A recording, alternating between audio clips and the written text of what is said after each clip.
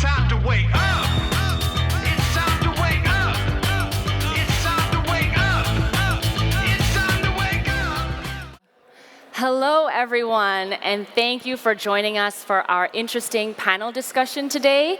I'm Fiona Fussi, and I'm so excited to be here as your moderator. Vielen Dank, dass Sie zu unserem Panel gekommen sind. Ich bin Fiona Fussi und ich freue mich sehr, Ihr Moderator zu sein.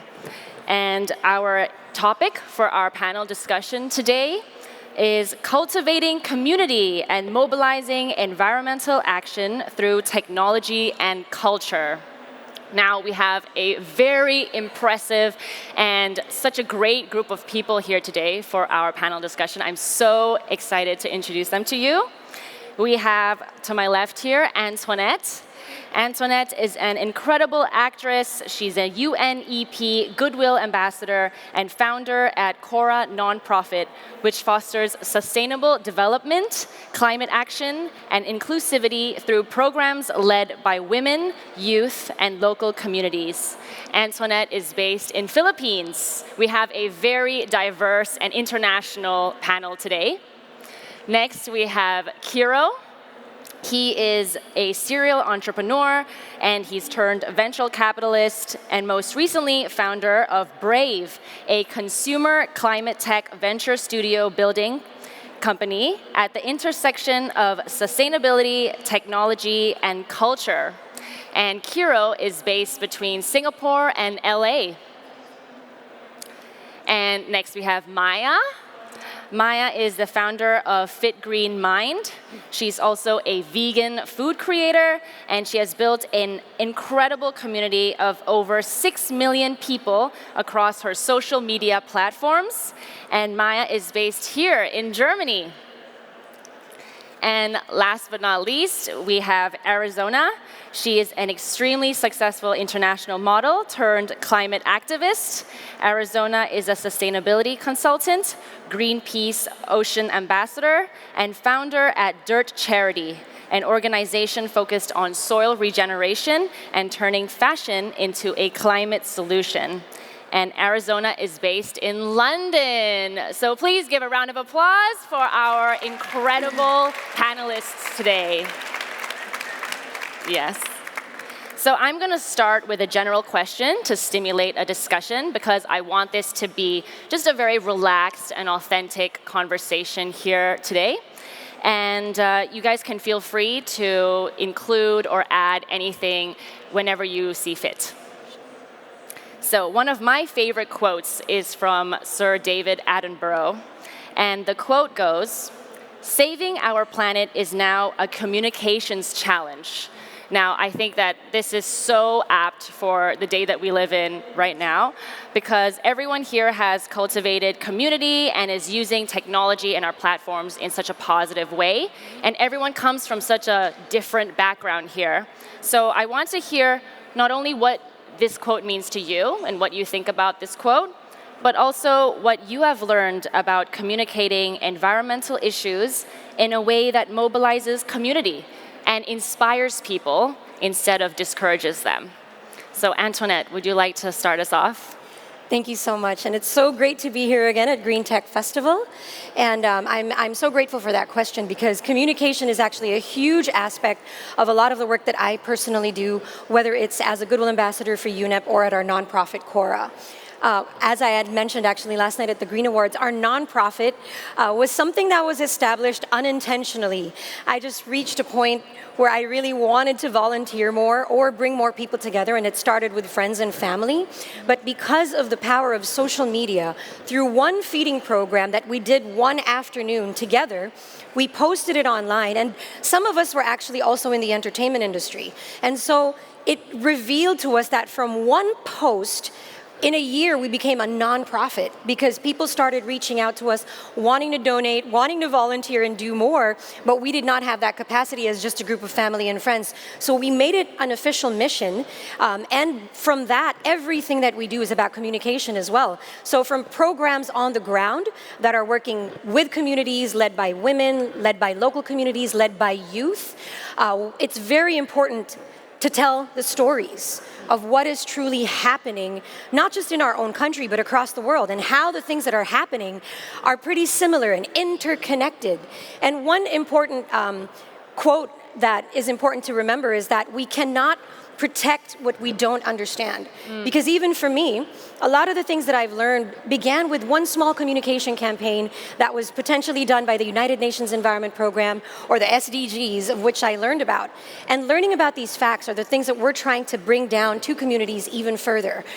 Simplifying the facts, simplifying the scientific and technical knowledge so that even children can understand it.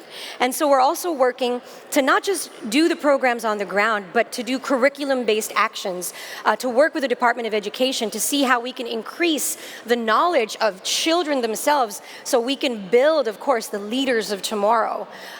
With that, of course, app development and so much more is a part of what we do as well. But communication through music, creativity, science in any way, because if it cannot be understood, we cannot find the ways and pathways to begin the journey together. Yes. That's incredible. That's such incredible work. Thank you. And Kiro, is there anything that you'd like to share? Yeah, I mean, saving our planet is now a communications challenge is also one of my favorite quotes by David Attenborough. And it's exciting because there's so many different ways to interpret it. There are issues in how corporates are communicating with consumers, how climate tech investors and climate tech founders are communicating with one another, how young people and policymakers are communicating with one another. There's so many different ways to interpret it. And I don't want to kind of rant too long on all the different ways to interpret it, but what we're focused on with BRVE is ingraining sustainability into culture and communicating through culture, popular culture, mainstream culture, and to communicate through to the masses. The thesis at BRVE is the most effective way in communicating our environmental challenges to inspire the masses is through sustainable disruption of culture. So actually going after the consumer industries that shape culture, like fashion, sports, Hollywood, gaming, these industries that have billions of people, and sustainably disrupting them and encouraging people to do more. Yeah, I totally agree. Yeah. And now, like with technology as such a tool, right? We have such a different platform. This age, it's so different to use technology to cultivate community. And I know that Maya has done that, right? She's amassed an incredible following. So is there anything you want to share about that quote? Yeah, sure. So I also think that this is an amazing quote because, first of all, there's so much to climate change, there's so many different aspects, and our school systems are somehow not designed to really teach about that. So I think platforms like social media are really important to educate people about it and also to create like awareness for those topics.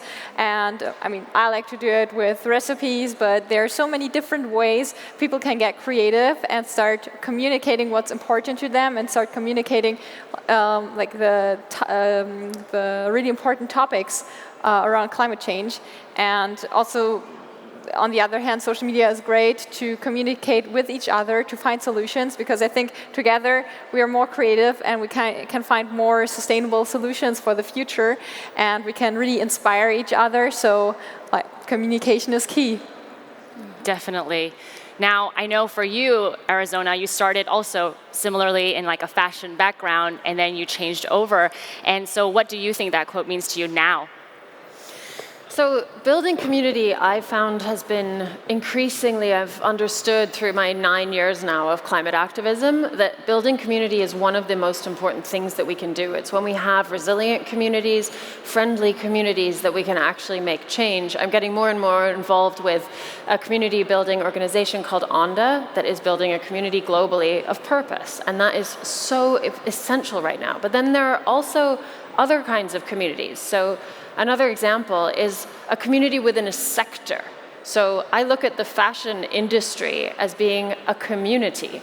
And I'm looking at, through DIRT, the charity that I started that regenerates soil, we're looking at how we can bring this massive global community together, which is the fashion industry. And when I say fashion, let's be clear, I don't mean clothes that strutted down runways only. I mean every single handbag, every single pair of shoes, every single t-shirt that any one of us has ever worn in our lives or will ever wear in our entire lives. Now you get the volume of what I mean when I say the word fashion. All of those clothes, if they weren't derived from petrochemical ingredients, oil and gas industry, we all agree that's not doing so well, we should move away from it, then those clothes were grown in soil. They were grown by farmers. So I'm looking at how can we mobilize our fashion sector community to support the regenerative agriculture movement in a way that they have not done so yet. Because regenerative agriculture, we normally hear about it from the food point of view. Because yes, we all want to be healthier. So regenerative agriculture, we think of tomatoes and carrots and bread and the things that we eat. But also, everything that we wear can be grown with regenerative agriculture techniques. And when we get the sourcing power, the billions and billions of dollars that are flowing from the fashion sector community into the raw materials sector, when we get those behind regenerative agriculture, we will see that whole movement change dramatically. And so this is another way that I'm working with building community to create massive change, bigger than we could imagine in such a positive way. So that's why I really resonate with building community. It's one of the most important things that we can do in the face of this climate crisis that we're all living through. Yes, and speaking of community, I know that Antoinette, you've mentioned yesterday actually at the Green Awards as well that you love to work and focus on the power of inclusivity, especially for women, for youth, and indigenous peoples.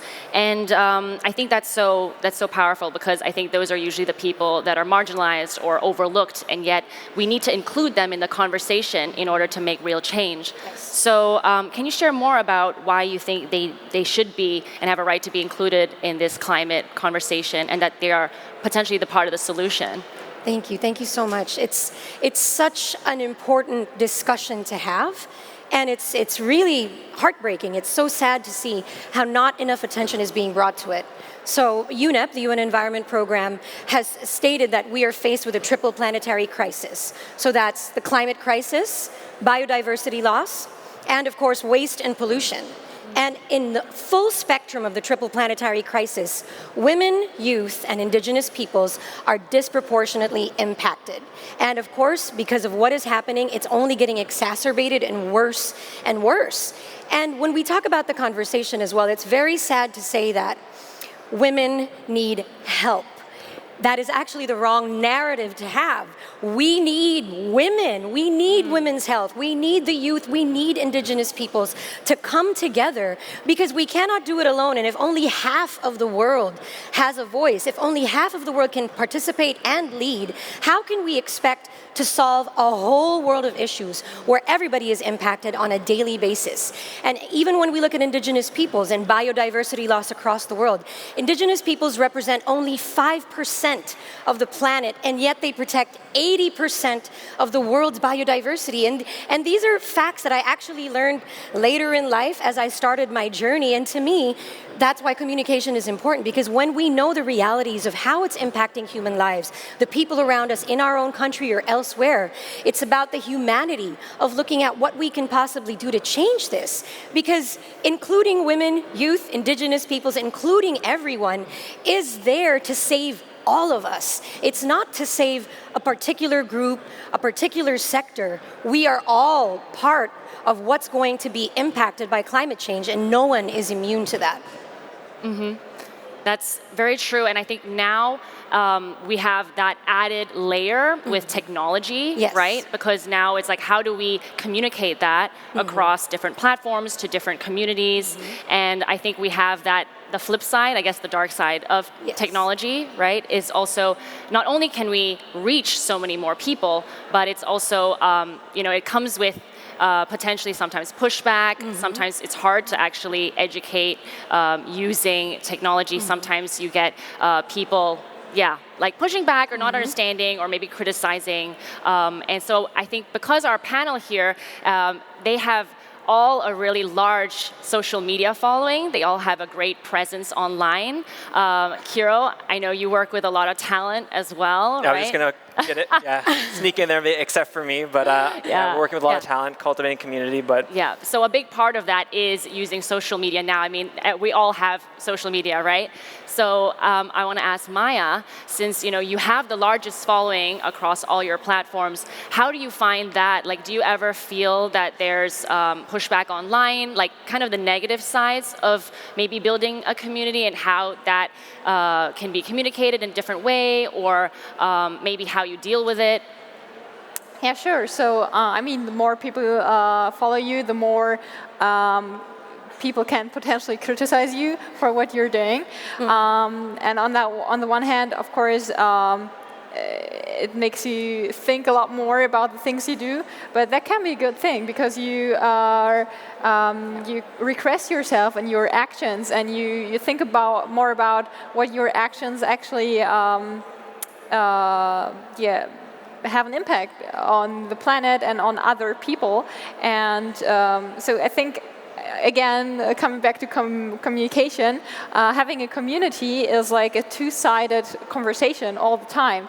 You put something out there, people see it, you inspire people, but maybe you also do something that people criticize, maybe also for a good reason, and they can give you feedback. And I think this creates space for knowledge and space for learning from each other. And of course, sometimes it might create some sort of pressure, but I try to use it positively and to use it to learn myself, and also to give the learnings I take from it to my community, so we can all get better. Yeah, I agree. And maybe I can open it up to the floor, like if any of you want to answer this question. But I think now with, again, this day and age with technology, it's that sometimes we have to balance the dichotomy of the work that you do, living a more sustainable life and helping to impact people. But also there are certain things that we can't help but have to do, like taking planes, right? Traveling across the world, like many of us, our international crowd here, flying to Berlin, or maybe consuming products or produce that comes from different parts of the world. How do you balance that? Is there the better way, maybe, of being able to do that in this current day? I think it's really important to think about the net positive outcome of a lot of the work that we're all doing. I think when it comes to social media, people will criticize you for taking a flight to Africa to build a school, but you took a flight there. You have to realize that people always have something to say, and it is important to acknowledge that net positive outcome of what you're doing, and not be discouraged to take flights to do things that aren't deemed super sustainable. Kind of adopt this idea around like the imperfect environmentalist. We're shoving a lot of stuff down people's throats. Be a vegan, drive an electric car, stop flying.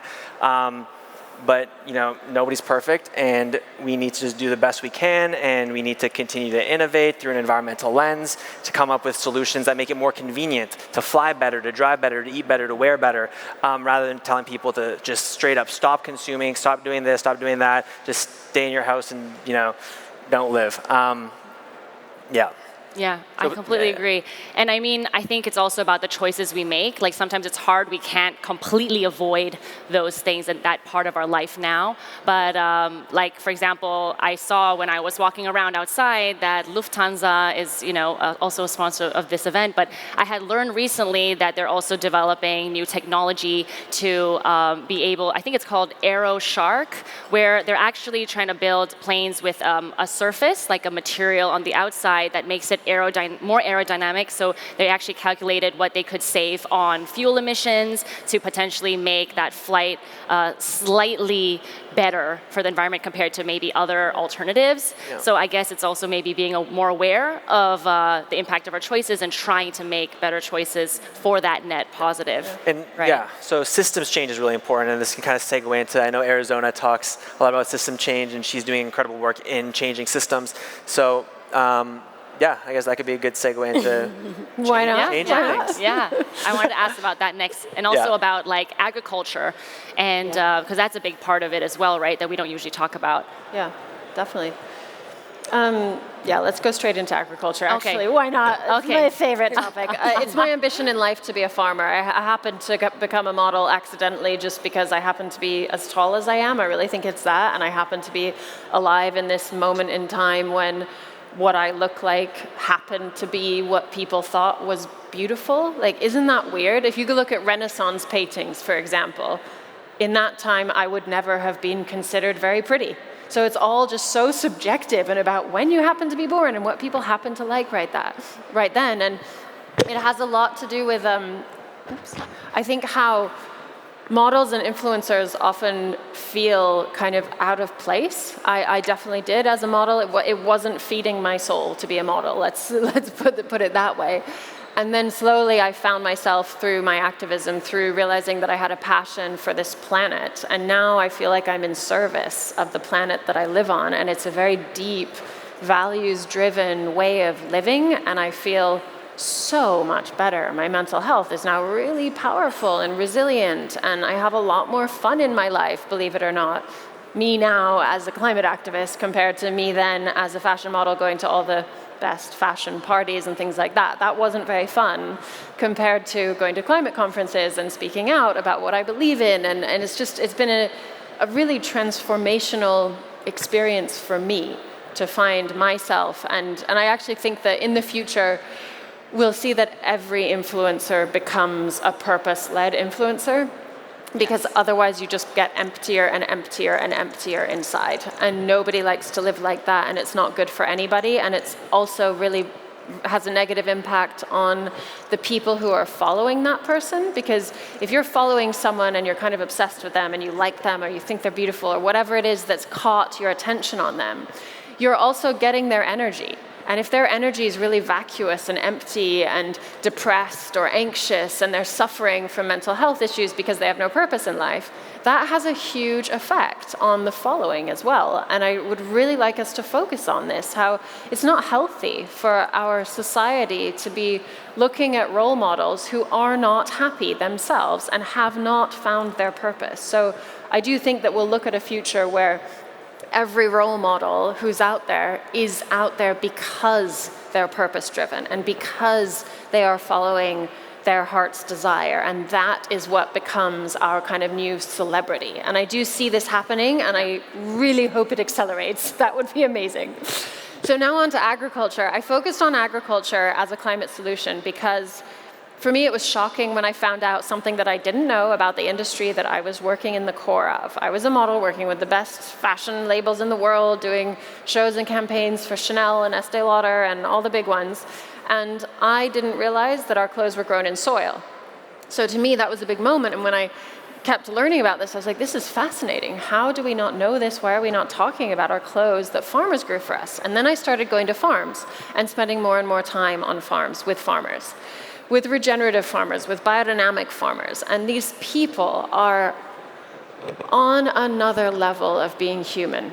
Their intelligence, the way they observe their land, the way they're connected in with the biodiversity around them. They are, in fact, a part of biodiversity.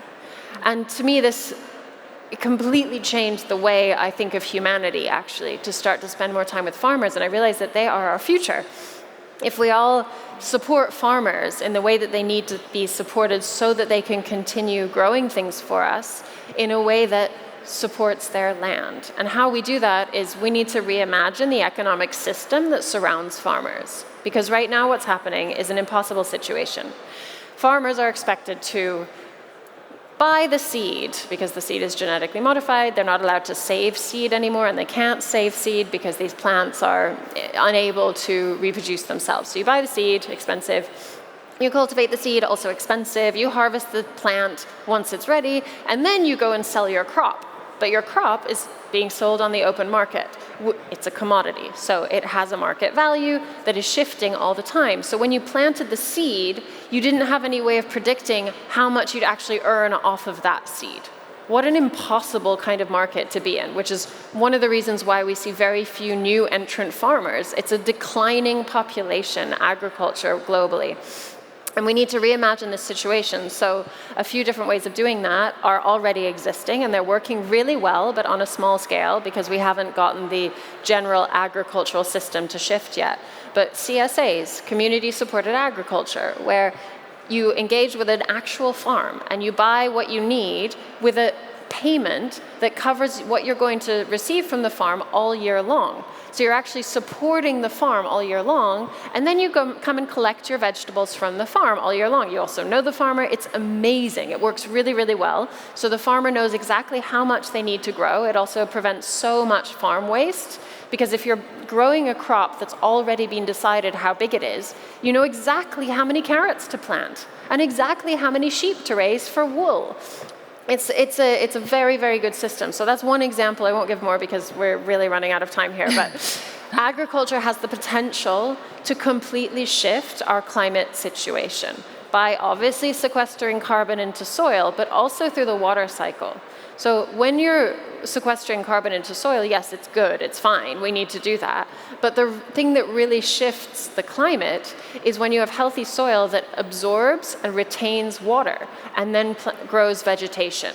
Because the vegetation shades the surface of our planet. And right now, the surface of our planet has been completely, is made very brown and bare by agriculture. A lot of agricultural fields don't have vegetation covering them all year long, and so the sun is baking our planet, and this is most of the reason why our planet is heating up, not actually because of the molecules of carbon that are in our atmosphere. So we need to look at how to farm in a way that can support the vegetation growth and the canopy. Whether the canopy is this high or whether the canopy is tree height, we need a canopy over all land again, because it used to be there, and we have cut it down because we are humans and we do stupid things. Thank you so much for that. I would love, there's so many conversations that we want to actually have today, so many topics we want to cover, but we just don't have enough time. So you have about maybe 30 seconds each. I have like one final question that I want to leave you all with. And that's, what is your dream for the future in terms of mobilizing environmental action for our planet? And I'm sure each of you with your diverse backgrounds might have a different dream, and I'd love to hear, because I think we need that positivity in this current day right now. Thank you for that wonderful question. I feel the dream would have to be going back to the basics of humanity, that if every single individual on this planet, whether you're a lawmaker, a global leader, whether you're an artist, a chef, a teacher, a student, if we recognize the individual power within each of us to actually contribute to solutions that are good for people in the planet, then we would essentially have a perfect world. And purpose is not something that's easy to find, and purpose is the gift that was given to us as we found and embarked upon this mission. But I want to remind everyone here today that you don't have to be anybody else to change the world or to make a difference. You can use whatever skills you already have. Whatever you do, there are many ways that you can use that to contribute to goodness across the world. And to prove how much you are needed, because most of the time people say, what could I do? It's just little old me, and that is so untrue. Now, your reminder is your fingerprint. Now, if everybody could do this real quick, just to remember this moment, that you're the only one with that fingerprint in this entire world. Okay, you can put your fingers down. Now, imagine if you were born with that fingerprint to manifest something so unique and special about who you are. Imagine what else is inside of you, waiting to be unleashed, that is completely unique and needed to make a difference in this world. So, thank you so much, Antoinette. I love your passion. I can feel that. What about you, Kiro? I have a total of 4 seconds left, so I'll make it really quick. I see a world, I'm going to take this from a technology perspective. I didn't get to talk too much about tech, but I come from a tech background. I see a world where technology and nature don't simply coexist, but actually thrive together. And I think no technology is intrinsically good or bad. It's all about how people use it. And in the early days of blockchain, AI, of course, there's going to be bad actors, and these technologies might get a bad reputation. But when used the right way, they can mobilize a lot of people and do a lot of good. So I've optimism in humanity and using these incredible technologies to do a lot of good. And yeah, that's what I'm very excited to see in the coming years. I'm so excited too. What about you, Maya? So I hope in the future that we all gain more awareness about our consumption or our daily habits and how they impact the planet, whether it's what we're eating, what we are cooking, but also what we are buying and wearing. Just being more conscious about our actions, how we treat each other and how we treat the planet, and just, trying to do our very best to sustain this planet, basically. Yes. Anything you'd like to add, Arizona? I will add some tiny thing. I imagine a future where it's an ego out culture, where we stop thinking about me and mine and I, where instead we think of the collective, and we realize that humility isn't meekness. When you're being humble and when you're thinking about everyone around you, it doesn't mean you're a meek, weak person, not at all. So I'd like to imagine a future where that really is pervasive in culture, and we are in service to each other and in service to the land. Thank you so much. Nice. Round of applause. Thank you. She just saved my job. Thank you. Thank you very much, Thank Arizona. you so much. Thank you, everyone, for joining us, and please keep dreaming. And thank you to our lovely panelists as well for all the insightful and thought-provoking points. Thank you, That's Fiona. right. Let's give them a big round of applause. It's time to wake up.